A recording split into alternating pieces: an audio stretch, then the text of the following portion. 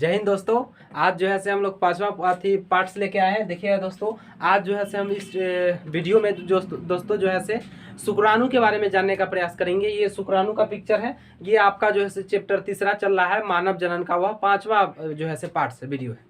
आइए दोस्तों, अब हम लोग पढ़ते हैं कि ये नर जनन शुक्राणु क्या है। इसके बारे में पूरा डिटेल्स समझेंगे दोस्तों इस वीडियो में। दोस्तों देखिएगा, हम लोग शुक्राणु किसे कहेंगे तो याद रखिए, नर युग्मक को, मेल गैमेट को हम लोग क्या कहते हैं दोस्तों? नर युग्मक को क्या कहते हैं हम लोग? शुक्राणु कहते हैं। नर युग्मक को क्या कहते हैं दोस्तों? शुक्राणु कहते हैं, नर युग्मक को। अब इसका खोज जो है दोस्तों याद रखिएगा, खोजकर्ता का नाम कभी कभी पूछ लेता है। लीवेनहॉफ नामक वैज्ञानिक ने, लीवेनहॉफ नामक वैज्ञानिक ने इसका खोज किया था। शुक्राणु का खोज किसने किया था?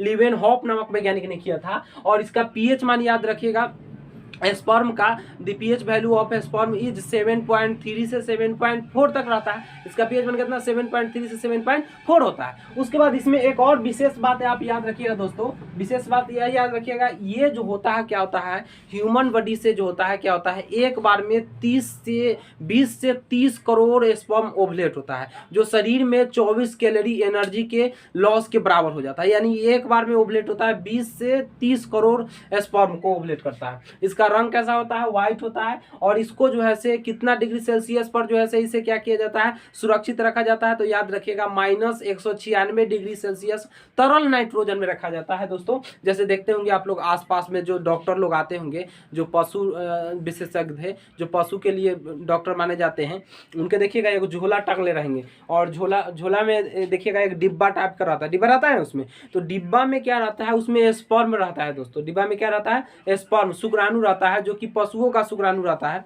और उसको क्या करता है, कितना डिग्री पर याद रखिएगा, -196 डिग्री सेल्सियस पर उसको डिब्बा में बंद कर ले रहता है। और वही डिब्बा लेके आता है, और वह देखिएगा सेवन, नहीं आप सुने होंगे सेवन चढ़ाने आए हैं, तो वह क्या करता है, स्पर्म को वो डॉक्टर साहब वो डिब्बा में रखे रहते हैं। कितना डिग्री पर? तो -196 डिग्री। देखिए दोस्तों, हम लोग क्या क्या इसमें क्या पढ़े कि नर युग्मक को हम लोग क्या कहेंगे? पुरुष के नर युग्मक को शुक्राणु कहा जाता है।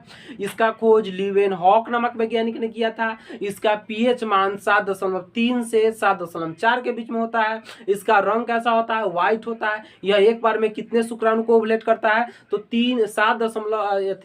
20 से 30 करोड़ शुक्राणु को जो है क्या करता है? ओवुलेट करता है। और इसमें देखे थे क्या, इसको कितना डिग्री पर सुरक्षित रखा जाता है? संरक्षित लाखों करोड़ों वर्षों तक इसको हम जीवित रख सकते हैं। हम लोग जानते हैं दोस्तों, 20 मिनट होता है कथी? शुक्राणु का जीवन अवधि 20 मिनट होता है, लेकिन इसको -196 डिग्री सेल्सियस पर लाखों करोड़ों वर्षों तक इसको जीवित रखा जा सकता है।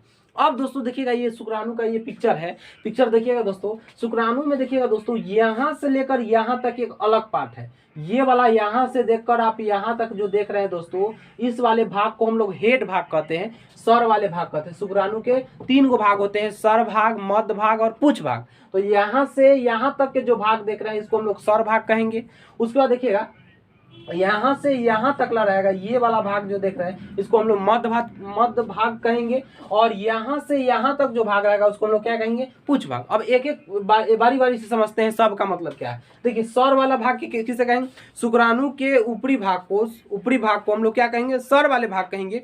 इसका काम क्या है दोस्तों? देखिएगा, इसमें 4 गो पार्ट पाया जाता है, अग्रपिंडक, केंद्रक, कोशिका झिल्ली और ये ग्रीवा जो आप देख रहे हैं सब। तो समझिए, अग्रपिंडक किसे कहते हैं? जैसे देखिए, शुक्राणु क्या किया, निषेचन नली में गया फर्टिलाइजेशन के समय, और जाने के बाद क्या होता है दोस्तों, अंडाणु जो रहता है निषेचन नली के एम्पुला वाला भाग में बैठा हुआ रहता है, तो वह बहुत सारे हार्मोन को स्रावित करता है। तो ये शुक्राणु क्या करता है, अपने अग्रपिंडक के द्वारा एक हार्मोन को स्रावित करता है, जिसे हम एक्रोसोम कहते हैं। क्या कहते हैं दोस्तों? एक्रोसोम हार्मोन क्या करता है, शुक्राणु जो है चलते चलते, जैसे रास्ता में कोई जीवाणु कीटाणु कुछ भी आ गया, तो यह एक्रोसोम हार्मोन को स्रावित करेगा और उसको मारते मारते मारते आगे बढ़ेगा। और आगे जाकर जो दोस्तों जो अंडाणु होते हैं, अंडाणु के दीवार को तोड़ने के लिए क्या करता है, ये अग्रपिंडक वह हार्मोन रिलीज करता है। कौन सा हार्मोन रिलीज करेगा? एक्रोसोम। कौन सा सोम? एक्रोसोम रिलीज करेगा। और क्या करेगा? अंडाणु के परत को तोड़ देगा। और तोड़ने के बाद जो है वह प्रवेश कर जाता है। उसके बाद तो अंडाणु बंद कर लेता है अपने पूरे परत को, एक क्यों हो जाने देता है, एक से अधिक नहीं जाता है। तो बस याद रखिएगा, इस सर वाले भाग किसे कहेंगे? तो शुक्राणु के ऊपरी भाग को सर वाला भाग कहेंगे। इसमें निम्नलिखित पॉइंट है। पहला पॉइंट क्या है? अग्रपिंडक। अगर अग्रपिंडक पूछा जाए तो क्या कहिएगा शुक्राणु के सर वाले भाग के जो है कैप संरचना को, कैप नुमा संरचना। देखिए, कैप नुमा संरचना है ना, तो सौर वाले भाग के शुक्राणु के कैप नुमा संरचना को हम लोग क्या कहेंगे, अग्रपिंडक कहेंगे। क्या कहेंगे दोस्तों, अग्रपिंडक। यह हार्मोन को स्रावित करता है, उस हार्मोन का नाम क्या है, एक्रोसोम है। उसके जस्ट आगे बढ़िएगा तो देखिए दोस्तों, ये वाला जो भाग देख रहे हैं, ऊपर वाले भाग जो ये सब देख रहे हैं, इसको हम लोग कहते हैं कोशिका झिल्ली। इसको क्या कहते हैं, कोशिका झिल्ली। तो शुक्राणु की बाहरी परत को, शुक्राणु की बाहरी परत को हम लोग क्या कहेंगे दोस्तों, कोशिका झिल्ली। यह इसका काम क्या है, अंदर की आंतरिक सुरक्षा प्रदान करना है, अंदर के जितने भी ऑर्गेन्स है उसको सुरक्षा देना है, इसका काम है, कोशिका झिल्ली का काम है। जस्ट उसके आगे बढ़िएगा तो ये देखिए, ये वाला जो नीचे ये दबा हुआ पॉइंट है, इसको हम लोग कहते हैं ग्रीवा पॉइंट। इसको क्या कहते हैं दोस्तों, ग्रीवा का। इसका काम क्या है कि ये मध्य वाला भाग और सौर वाले भाग को जोड़ के रखना, यानी वैसी परत, शुक्राणु की वैसी परत जो क्या करता है, मध्य भाग और सौर वाले भाग को जोड़ के रखता है, जो दोनों को सहारा करता है, या मिड वाले भाग होते हैं, उसको हम लोग क्या कहते हैं, ग्रीवा कहते हैं। फिर उसके आगे जैसे ही बढ़िएगा दोस्तों, तो ये वाला देखिएगा, ये मध्य भाग, मिडिल पॉइंट कहिएगा, तो इसमें क्या क्या, इसका काम क्या है, ये बहुत इंपॉर्टेंट, ये क्या करता है, ये माइटोकॉन्ड्रिया इसी में पाया जाता है, जो माइटोकॉन्ड्रिया लगभग 24 माइटोकॉन्ड्रिया इसमें पाया जाता है। माइटोकॉन्ड्रिया का काम क्या है दोस्तों क्या करना, एनर्जी उत्पन्न करना। जैसे देखिए एक सिंपल सी बात बताते हैं दोस्तों, जैसे क्या हुआ कि आप धावक है, दौड़ रहे हैं, तो आपका एनर्जी तो सब जगह रहेगा, लेकिन सबसे देखिए शुरू दौड़ रहे हैं तो आपके क्या करिएगा, शुरू दौड़ रहे हैं तो धीरे धीरे दौड़िएगा, मन भी नहीं करेगा, लेकिन जैसा ही उस काम में लग जाइएगा दौड़ने, तो पूरा एनर्जी आपका जो है से कहाँ, पूरा नहीं, कुछ मात्रा लगभग 80% एनर्जी आपका कहाँ चल जाएगा, पैर में चल जाएगा। पैर में जाने के बाद आप कुछ देर के बाद बहुत तेजी से दौड़ने लगिएगा। दूसरा देखिए, अगर आप कोई सुबह उठते हैं, काम करने जाते हैं, काम कर रहे हैं, तो शुरू में आपका शरीर पूरा स्थूल रहेगा, एनर्जी एकदम एने ओने रहेगा, लेकिन जैसा ही हम काम करना शुरू करते हैं तो मेरा पूरा एनर्जी, अगर हाथ से काम कर रहे हैं, हाथ से कोई बोझा उठा के फेंक रहे हैं या कोई कर रहे हैं, तो क्या होगा, मेरा सारा एनर्जी किस में आ जाएगा, हाथ में आ जाएगा। हम बोल रहे हैं तो बोलने के क्रम में क्या होगा, मेरा अधिकांशतः एनर्जी कहां पर आ जाएगा, मुंह में आ जाएगा। यानी शरीर में जहां पर ज्यादा काम होगा वहां पर माइटोकॉन्ड्रिया का काम क्या है, एनर्जी को भेज देना। तो यही क्या करता है, माइटोकॉन्ड्रिया इसमें पाया जाता है, 24 माइटोकॉन्ड्रिया इसमें पाया जाता है। इसका काम क्या है, शुक्राणु को एनर्जी देना, एनर्जी चलने के लिए एनर्जी देना, चलाना काम नहीं है, इसको एनर्जी देना चलने के लिए। तो मध्य भाग याद रखिएगा, शुक्राणु के मध्य वाले भाग को जहां पर जो है क्या होता है, माइटोकॉन्ड्रिया उपस्थित होता है, उसे हम लोग क्या कहेंगे, मिडिल पॉइंट कहेंगे, मध्य भाग कहेंगे। शुक्राणु की वैसे भाग जहां पर क्या होता है, माइटोकॉन्ड्रिया उपस्थित होता है, तो उसे हम लोग क्या कहेंगे, मध्य भाग। इसमें 24 माइटोकॉन्ड्रिया उपस्थित पूछा जाता है।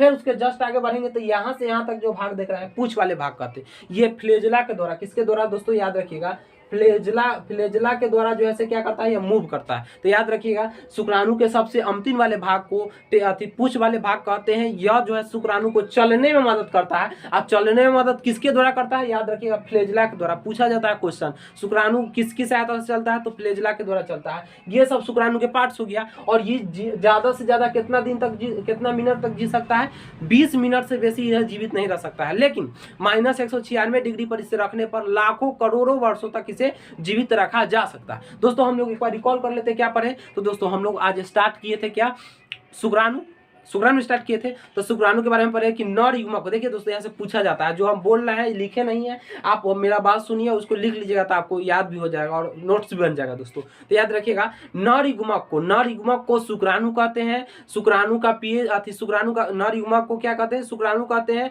और इसका पीएच मान कितना होता है, 7.3 से 7.4 होता है। इसका खोज किसने किए थे, लीवेनहॉक नामक वैज्ञानिक ने किए थे। इसका रंग कैसा होता है, व्हाइट होता है। इसकी जीवन अवधि कितनी होती है, 20 मिनट का होता है। यह एक बार में कितने शुक्राणु को ओवलेट होता है, एक बार में, तो 20 से 30 करोड़ शुक्राणु एक बार में ओवलेट होता है। उसके बाद हम लोग पढ़े थे कि इसको कितना डिग्री सेल्सियस पर इसे सुरक्षित रखा जा सकता है, -196 डिग्री सेल्सियस पर रखा जा सकता है। उसके बाद हम लोग देखे शुक्राणु के कितने पार्ट्स होते हैं, पार्ट्स ऑफ स्पर्म। तो देखे थे शुक्राणु के 3 पार्ट्स होते हैं, हेड, मिड और टेल। सौर वाले भाग, मध्य वाले भाग और पूंछ वाले भाग। सौर वाले भाग किसे कहें, तो शुक्राणु के ऊपरी वाले भाग को, ऊपरी सतह को, ऊपरी वाले भाग को सौर वाले भाग कहे थे। इसमें 4 गो पॉइंट था। एक पॉइंट था अग्रपिंडक, दूसरा जो था कोशिका झिल्ली, तीसरा केंद्रक था, चौथा क्या था, ग्रीवा था। अब हम लोग देखे थे क्या दोस्तों कि अग्रपिंडक किसे कहते हैं, तो शुक्राणु के सिर वाले भाग में पाए जाने वाले वैसे कैप नुमा संरचना जो हार्मोन को स्रावित करता है जीवाणु कीटाणु को मारने के लिए, या अंडाशय के परत को तोड़ने के लिए, तो उसे हम लोग क्या कहेंगे दोस्तों, अग्रपिंडक कहेंगे। या कौन सा हार्मोन रिलीज करता है, एक्रोसोम हार्मोन को रिलीज करता है। उसके जस्ट आगे बढ़े थे तो कोशिका झिल्ली देखे थे। कोशिका झिल्ली किसे कहेंगे, शुक्राणु की बाहरी परत को, बाहरी झिल्ली को हम लोग क्या कहें, कोशिका झिल्ली का है। इसका काम क्या है, बाहरी सुरक्षा प्रदान करना है, इसके अंदर जो भी ऑर्गेन्स है उसको सुरक्षा देना। उसके जस्ट आगे बढ़े थे तो केंद्रक पढ़े थे। केंद्रक मानव शुक्राणु के सर वाले भाग के बीच वाले भाग को, यानी मानव शुक्राणु के बीच वाले भाग को, देखिए बीच वाले भाग को केंद्रक कहते हैं। इसका काम क्या है, विभाजन करना, विभाजन के द्वारा टूटना या और शुक्राणु का निर्माण करना, केंद्रक काम है। उसके जस्ट आगे बढ़े थे तो ग्रीवा देखे थे। ग्रीवा किसे कहेंगे, तो मानव शुक्राणु के मध्य भाग और सिर वाले भाग को जोड़ने वाले संरचना को, जोड़ने वाले परत को क्या कहते हैं, ग्रीवा कहते हैं। उसके जस्ट आगे बढ़े थे तो मध्य भाग देखे थे। मध्य भाग किसे कहेंगे दोस्तों, तो मध्य भाग किसे कहेंगे, तो हम लोग कहे थे कि शुक्राणु की वैसी भाग जहां पर माइटोकॉन्ड्रिया उपस्थित होता है उसे मध्य भाग कहते हैं। इसमें 24 माइटोकॉन्ड्रिया जो है से क्या होता है, उपस्थित होता है। उसके जस्ट आगे बढ़े थे तो पूंछ देखे थे। पूंछ किसे कहेंगे, तो मानव शुक्राणु की वैसी संरचना जो शुक्राणु को चलने में मदद करता है उसे हम लोग पूंछ वाले भाग कहते हैं। शुक्राणु किसकी सहायता से चलता है,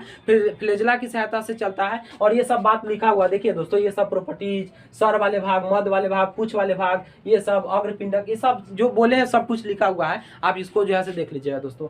उम्मीद करते हैं दोस्तों ये सब पूरे पॉइंट आप जो है से समझ गए होंगे। जय हिंद दोस्तों।